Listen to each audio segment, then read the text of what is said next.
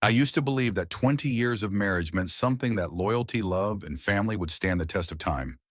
But that belief shattered the night my wife brought her colleague to our anniversary dinner. I thought I was celebrating 2 decades of commitment. She was parading her secret lover right in front of me. And when I overheard him asking her, "When will you finally leave the old man?" I knew my world was about to collapse. I didn't explode. I didn't cause a scene. Instead, I smiled through the pain. And the very next morning, I ordered DNA tests for all three of our children. What those results revealed, it broke me in ways I never thought possible, but it also showed me the truth, not just about my wife, but about the life I had been living. If you've ever wondered how far betrayal can go, or how a man can rise after losing everything he thought was real, stay with us and hit subscribe to support the channel. Your encouragement drives us to share more powerful and meaningful stories like this one. I'm Daniel Clark. I'm a cardiologist from Seattle. And for most of my life, I thought I had it all figured out. A stable career, a beautiful wife, and three amazing kids. To everyone on the outside, I was the picture of success, and I believed it too. Stephanie and I met in college. She was sharp, ambitious, and had this way of making every room feel lighter when she walked in.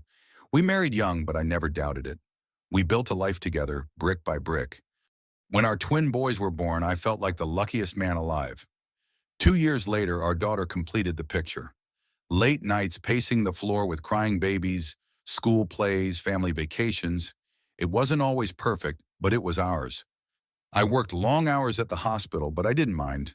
Every late shift, every emergency call, it was all for them, for my family. Stephanie stayed home for a few years before returning to work. She landed a job at a marketing firm and quickly climbed the ranks. I was proud of her. I thought we were a team balancing careers, kids, and the chaos of life. So when our 20th anniversary approached, I wanted to do something special. Not just flowers or a fancy dinner, but something meaningful. I booked a reservation at the restaurant where we had our very first date. It was an upscale place overlooking the bay, quiet, elegant, full of memories. I even arranged for the same table by the window. In my mind, this was going to be a celebration of everything we'd built together. The morning of our anniversary, Stephanie seemed distracted. I brushed it off, thinking maybe work was stressing her out. That's when she mentioned Mark. "Would you mind if Mark joined us tonight?" she asked casually, like it was nothing. She explained that he was a colleague visiting from out of town, and this was a great networking opportunity for him. Said it would be rude to leave him alone.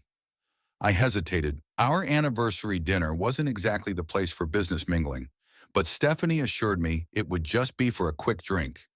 Then we'd have the rest of the evening to ourselves. I'd always trusted her judgment, so I agreed. Looking back now, that was the moment I should have known something was off. That evening when Mark arrived at the restaurant, I immediately noticed how comfortable they were together. Too comfortable. It wasn't just professional courtesy. It was the way their eyes met across the table. The subtle touches, the private smiles they thought I wouldn't catch. I tried to convince myself I was imagining it, that after 20 years, maybe I was just being paranoid. But as the dinner went on, the tension grew thicker. Mark made comments about how the kids were growing up so fast, like he'd been around far longer than any colleague should have been. Stephanie laughed a little too hard at his jokes. She barely looked at me. I felt like a stranger at my own anniversary dinner. Still, I kept my composure. I wasn't about to make a scene in public, not without proof. When I excused myself to the restroom, I just needed a moment to breathe, but fate had other plans. As I rounded the corner, I heard voices Stephanie and Mark talking near the hallway. That's when I heard him say it. "So, when are you finally leaving the old man?" My heart stopped in that instant. 20 years of marriage, trust, and memories came crashing down. I could have confronted them right there. I could have demanded answers, caused a scene, flipped the table if I wanted to, but I didn't. I walked back to that table, sat down, and finished my meal like nothing happened. Because I knew if I was going to face this betrayal, I needed more than anger. I needed the truth. And by the next morning, I was determined to uncover every lie I had been living. I didn't sleep that night. I laid in bed next to Stephanie, staring at the ceiling, wondering how long I had been living a lie. Every laugh, every family photo on the wall, every "I love you" suddenly felt hollow. But what kept gnawing at me wasn't just the affair. It was Mark's words during dinner. how he spoke about watching the kids grow up. How could he know so much about my children? Why did he sound like he had been part of their lives far longer than I realized? That's when a darker thought crept in, one I never imagined I'd entertain. Were my children even mine? At first, I hated myself for thinking it. These were the kids I'd raised, coached through soccer games, stayed up late, helping with school projects. I knew their favorite foods, their fears, the way they smiled when I walked through the door. But the doubt, once it's there, it spreads like poison. By sunrise, I made a decision I never thought I'd have to make. I scheduled DNA tests for all three of them. It felt like betrayal, but not by me. I needed answers. I needed to know if the last 16 years of my life were built on truth or deception. While I waited for the kits to arrive, I couldn't sit still. I called a private investigator, a referral from a colleague who had gone through a messy divorce years back. Discreet. Efficient, ruthless, when needed, I gave him everything I knew about Mark and Stephanie where they worked. Business trips, odd weekends when Stephanie claimed she was visiting a friend. He didn't ask many questions, just promised to get back to me within days. At home, things felt surreal. Stephanie acted like nothing had happened, like we hadn't just dined with her lover. She kissed me goodbye in the mornings, asked what I wanted for dinner. It was almost comical, the performance she put on. But I played along because now I was the one wearing the mask. When the DNA kits arrived, my hands trembled as I opened them. I found quiet moments with each child, turning it into a casual health check excuse. They didn't suspect a thing. How could they? To them, I was dad. I had always been dad. But in my mind, every second waiting for those results felt like a countdown to devastation. 2 days later, the PI called Mr. Clark, I think you should sit down, he said. He laid it all out. Emails, hotel receipts, photos. Stephanie and Mark had been involved for over a decade. Business trips were cover-ups, late nights at the office were rendezvous. But what hit hardest was discovering that Mark wasn't just a recent fling. He had been around since shortly after our twins were born. Worse yet, there were financial records showing Stephanie had been funneling money from her company into accounts linked to Mark. It wasn't just personal betrayal. It was criminal. I thanked the PI, though there was nothing grateful about how I felt. I was hollow. A man watching his entire life unravel thread by thread. And then, the DNA results arrived. I stared at the envelope for hours before opening it. Some part of me still hoped, prayed that I was wrong, that this nightmare was just paranoia spiraling out of control. But when I finally unfolded the papers, my heart sank. All three tests, all three children. Probability of paternity, 0%. I don't remember dropping the papers, but I found them scattered across the floor as I sat there in silence. There's no way to describe that kind of pain. It wasn't just betrayal by my wife. It was like losing my identity. Who was I if not their father? What was real anymore? I could have confronted Stephanie in rage. I could have packed my bags and left without a word. But after hours of sitting in that storm of emotions, something inside me hardened. This wasn't going to end with me as the victim. Not after everything I had sacrificed. Stephanie had spent years weaving this web of lies, but now I had the truth and I was going to use it. When Stephanie walked through the door that evening, humming like it was just another ordinary day, I realized something. She had no idea her world was about to collapse. I watched her move around the kitchen, asking me how my day was, smiling like a wife who had nothing to hide.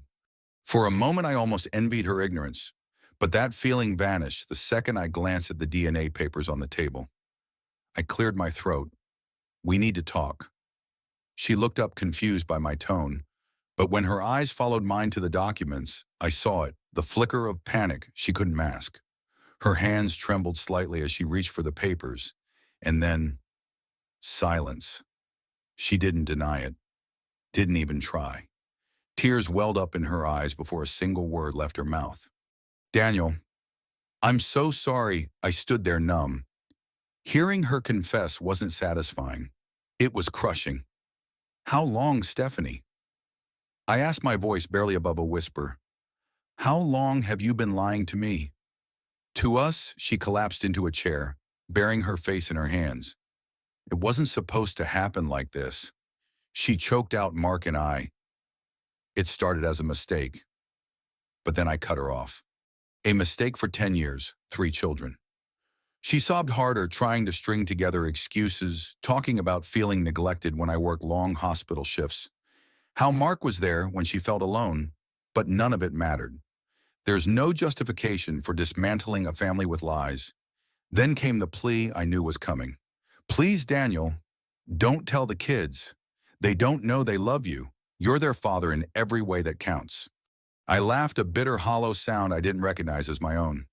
You made sure of that, didn't you? I said coldly. You built this perfect little illusion, and now you expect me to protect it. She dropped to her knees, clutching my hand, begging, please, we can fix this. I still love you. That was the final blow. Love, whatever existed between us, died the moment she decided comfort and convenience were worth more than honesty. I pulled my hand away, looking at the woman I no longer recognized. I'll be filing for divorce, I said firmly. And I suggest you get a lawyer because this isn't just about infidelity anymore. Her face went pale. She knew I had more than just the DNA tests. I had the financial evidence. The stolen company funds, the secret accounts tied to Mark.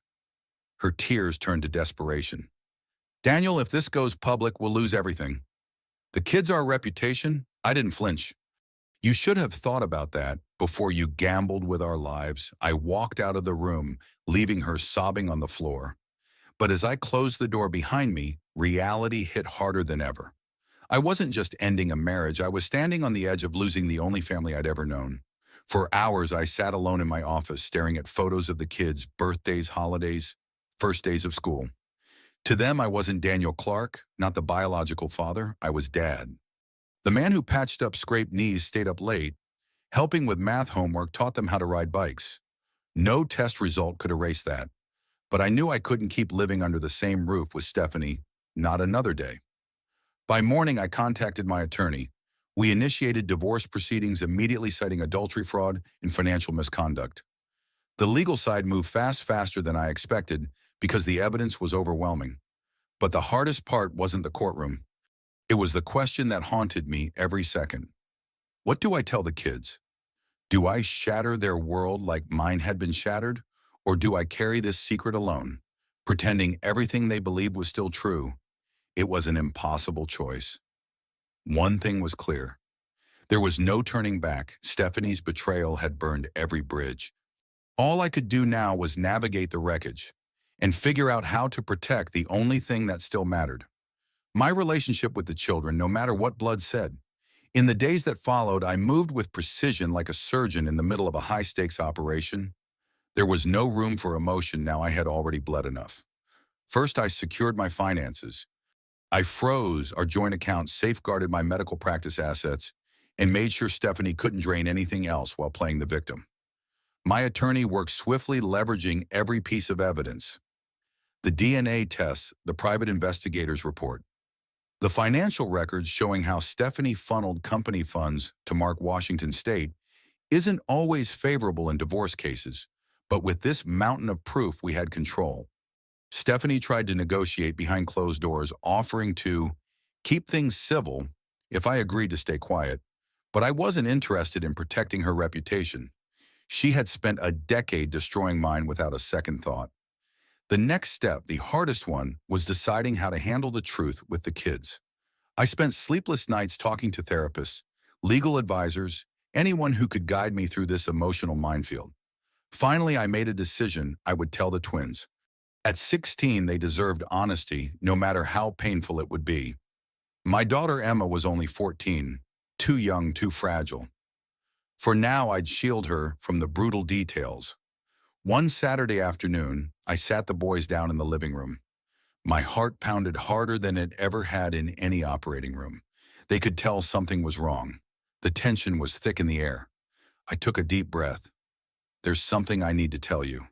Something I never thought I'd have to say.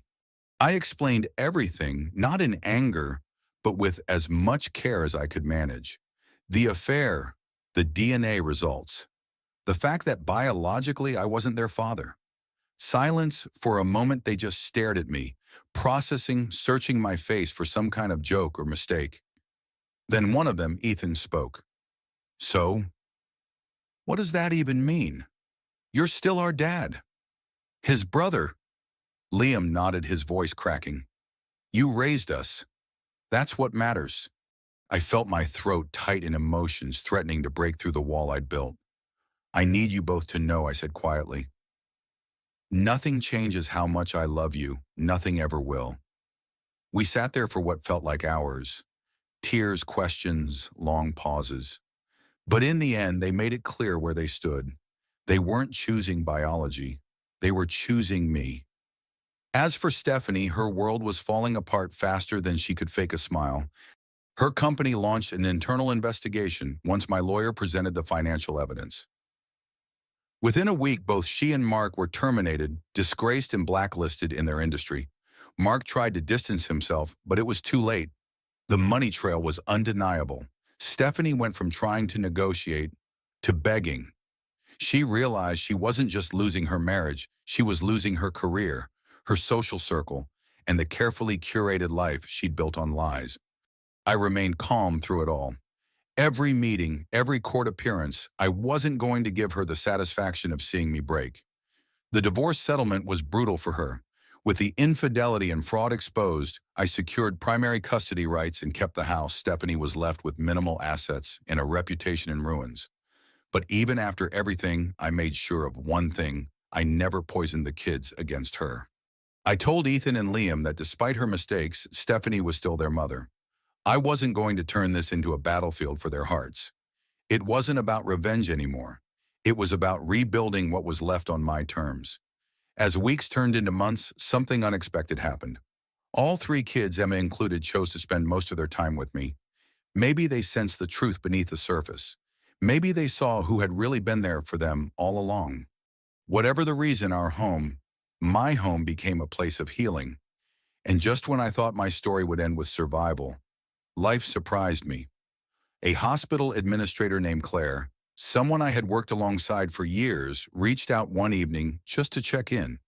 One conversation turned into many, and slowly, without forcing it, I found something I thought I'd lost forever: genuine connection. Claire knew my story. She didn't pity me. She respected the way I had handled it.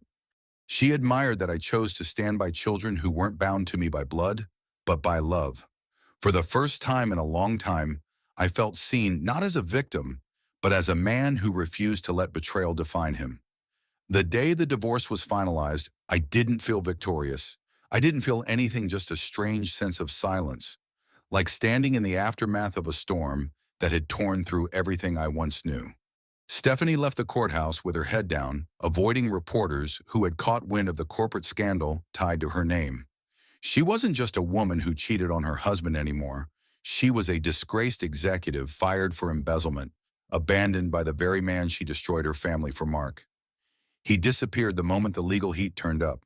From what I heard, he fled the state, leaving Stephanie to face the consequences alone. I never reached out. There was nothing left to say. Her betrayal had cost her everything: her marriage, her career, and most importantly, the respect of her children. Ethan and Liam still visited her, occasionally out of obligation. More than anything else, Emma. Though she stayed distant, I didn't push them either way. I let them navigate their own feelings, knowing that time would reveal who truly stood by them. At home, life slowly found a new rhythm. The house that once echoed with unspoken tension became a place of honesty where we could breathe without walking on eggshells. Claire became a steady presence, not just for me, but for the kids too. She never tried to replace anyone. She simply showed up with kindness, patience, and an understanding that real family isn't defined by titles or bloodlines. One evening, as we sat around the dinner table, just me, Claire and the kids, I realized something profound. We were laughing. Not forced polite chuckles, but genuine belly-deep laughter, the kind I hadn't heard in years. It hit me then. This was what healing looked like, not forgetting the past, but refusing to let it dictate our future. Meanwhile, Stephanie's downfall didn't stop with the divorce. Her former company pressed charges for the stolen funds. While most of the money was traced back to Mark's accounts, Stephanie couldn't escape liability.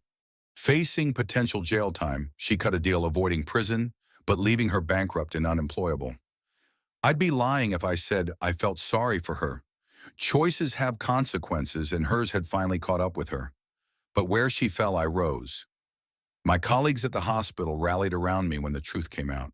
They didn't see a man who'd been deceived. They saw a father who stood tall when his world crumbled. Patients respected me more, not for my medical skills, but for the way I handled my personal battles with quiet strength. Offers came in speaking engagements, mentorship programs, even interviews.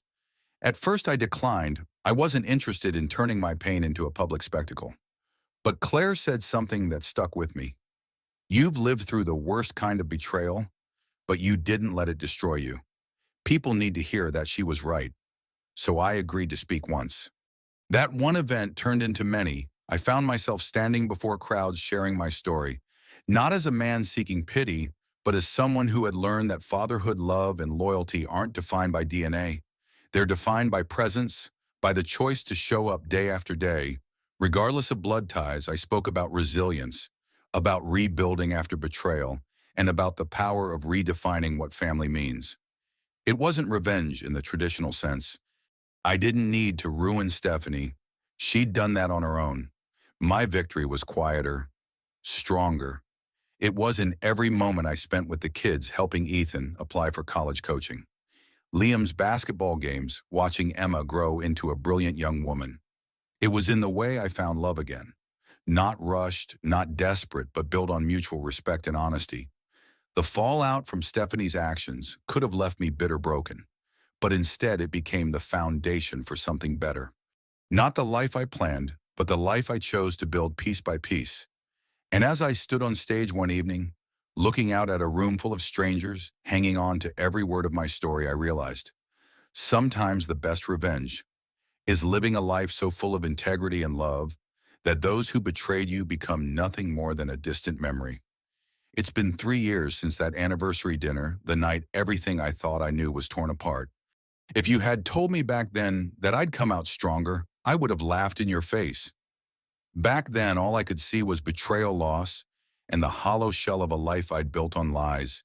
But time has a way of revealing what truly matters. Today, my life doesn't look anything like the picture-perfect family portrait that once hung in our living room. It's better. Ethan is thriving in college studying engineering. He still calls me dad every week, asking for advice or just to share a win. Liam's chasing his dream of playing professional basketball. And every time he steps onto the court, I see the determination we built together in those late-night practice sessions. Emma, my little girl, is growing into a confident, brilliant young woman. She knows the truth now. When she was ready, I sat her down and told her everything. She cried, but not because of biology. She cried because she realized that love isn't about bloodlines, it's about who stands by you when everything falls apart. Claire and I are still together. We didn't rush into marriage, and maybe we never will. But what we have is built on honesty, respect, and a deep understanding that real connections aren't forged in perfection. They're forged in the fires of hardship. People often ask me if I regret ordering those DNA tests, if I wish I'd never uncovered the truth. And my answer is always the same. No, because knowing the truth set me free. It allowed me to stop living in a facade and start building a life rooted in authenticity. I learned that being a father has nothing to do with genetics. It's about the countless moments, the scraped knees, the bedtime stories, the sacrifices no one sees. I also learned that betrayal doesn't have to define you unless you let it. Stephanie's choices were hers, but my response, that was mine. I could have let bitterness consume me. Instead, I chose to rebuild with integrity, with love, and with a renewed sense of purpose. So if you're listening to this, wondering how to survive when your world falls apart, remember this. You are more than what was done to you. Family isn't dictated by DNA. It's defined by loyalty, by presence, and by the people who choose to stand beside you, day in and day out. Betrayal may have started my story, but it didn't get to write the ending I did.